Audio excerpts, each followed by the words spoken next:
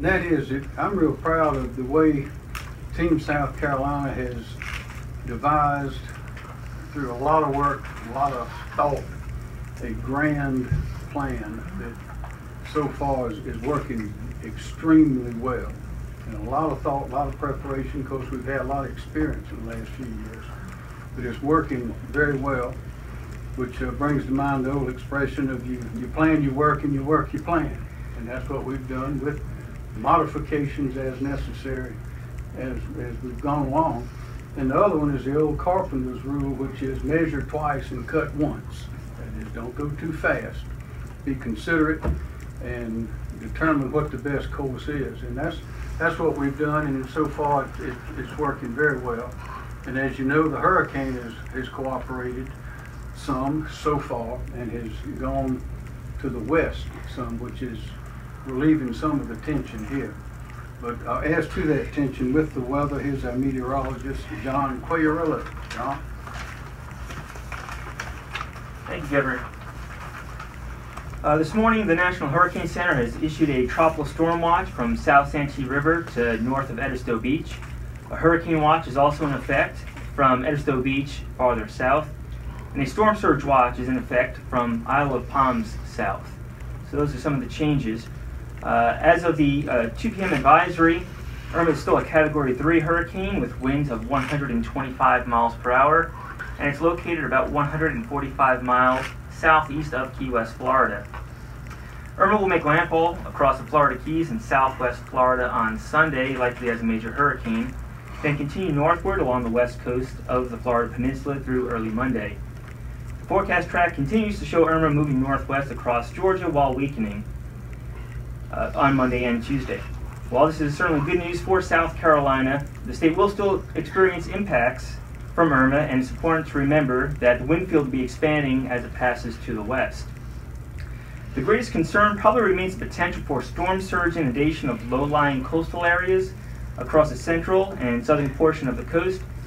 Coastal flooding during high tide is likely today and again on Sunday, with the most significant inundation expected with a high tide around midday on Monday.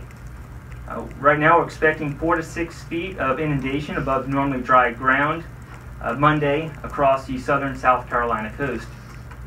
This could result in significant impacts to low-lying areas along the coast. Damage to docks and piers are possible, along with heavy beach erosion. Barrier islands and low-lying coastal roadways could become flooded.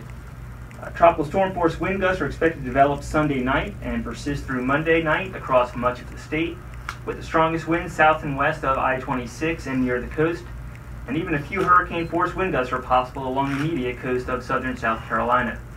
These winds could cause scattered damage to trees, as well as some possible minor damage to structures, and some power outages are expected as well. Rainfall still a concern for us, 4 to 7 inches of rain, locally up to 10 inches possible across the southern part of the state, a little bit less to the north. This could result in some flash flooding, especially in some of the mountainous terrain in the upstate of South Carolina. And then rivers, again, could still come into flood maybe during the middle to latter part of next week. And we still have the threat for tornadoes, and that looks to be a little bit greatest to the south and west of Interstate 26 on Monday and Monday night. And that's all I have. Thanks. Thank you, John Quagliarello. And briefly, we do have some numbers that have been asked for. It appears those affected, number of people affected by the evacuation in the barrier islands are as follows. At Edisto Beach, 532 people, and this is the normal population. We don't know how many people are home, but that's how many live there. Defusky Island, 468, Fripp Island, 743, Harbor Island, 105, Hunting Island, 168 people, Hilton Head Island, 42,000 people, Knowles Island, 409 people, and Tullafinney Island, 32 people. As of right now, and these are consistent with earlier numbers, although we're moving down out of the northern region up around the North Carolina line and Myrtle Beach. 1,349 National Guardsmen on duty, 1,696 troopers and local law enforcement on duty, 107 state guardsmen on duty, 264 SLED agents, probation, pardon, and parole, Department of Natural Resources agents on duty. We have signed today, I signed a memorandum of understanding with Governor Rick Scott of Florida to provide assistance from our National Guard as needed in Florida. And they've already asked for MPs, which we're in the process of providing. Also, we've had agreements and conversations about providing from South Carolina first responders. Those include law enforcement officers, state fire rescue teams, and other agencies as needed. Traffic along Interstates 95 and Interstate 26 is moving along with no significant congestion, and Secretary Hall will address that in a moment. As for fuel, gas is continuing to be delivered to stations from terminals. We have 3, Charleston, Augusta, and Belton. Branded gas stations, that's Exxon, BP, and the big ones, are not experiencing shortages because they have the contracts with the major oil companies, and they're receiving gas on at certain times on deliveries. But the independent, non-branded stations get their gas in a more irregular way, and sometimes they're experiencing some shortages. But if you know where the gas stations are, if it happens that one is out, there ought to be another one close by that's got plenty of gas. And again, we ask people, you don't need to be topping off your cars every day. It's just not necessary at this point. Also, the evacuees, we are now preparing shelters to receive not only South Carolinians, but also our friends from Florida and Georgia, as they should be needed. And I want to mention on that, we've got a lot of hotel rooms that are available in South Carolina, particularly up towards Myrtle Beach and up towards that area on the coast. And I would advise people, you can go to Expedia, go to Travelocity, all those usual places, and you can find we have a lot of hotel rooms that are available all across the state. Furthermore, on the shelters that are open, and I will list those here, it'll take a minute, but here they are. In Colleton County, it is the Colleton Middle School at 1379 Tuskegee Airman Drive. That is in Walterboro.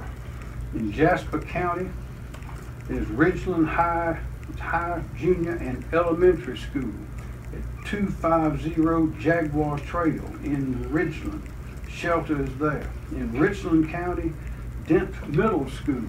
Dent Middle School is at 2721 Decker Boulevard in Columbia. And those are open now, today. Opening at 9 o'clock in the morning, or a lot of others.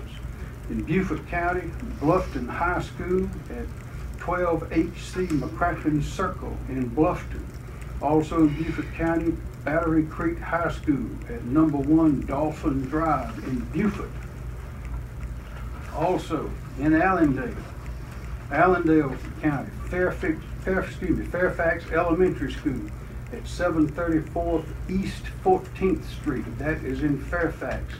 Also in Allendale County, Allendale Elementary School at 4561 Allendale Fairfax Highway in Allendale. Then to Charleston.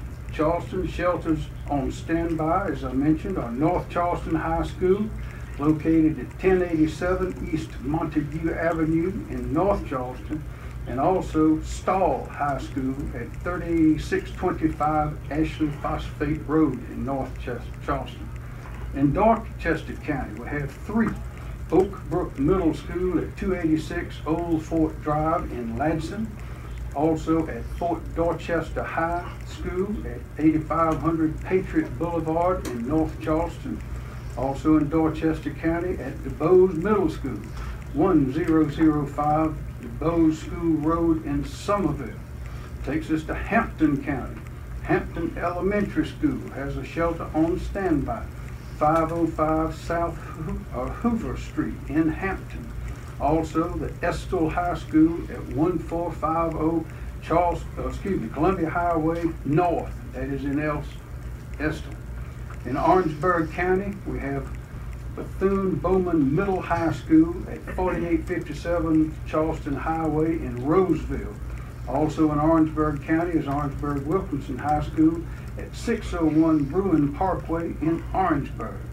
And finally, in Williamsburg County, Kingstree Senior High has a shelter on standby at 615 MLK Junior Avenue, that's in Kingstree. On the question of dams, based on my executive order, DHEC has inspected 51 dams in the state and identified 8 that they will monitor and follow up on when the rains begin.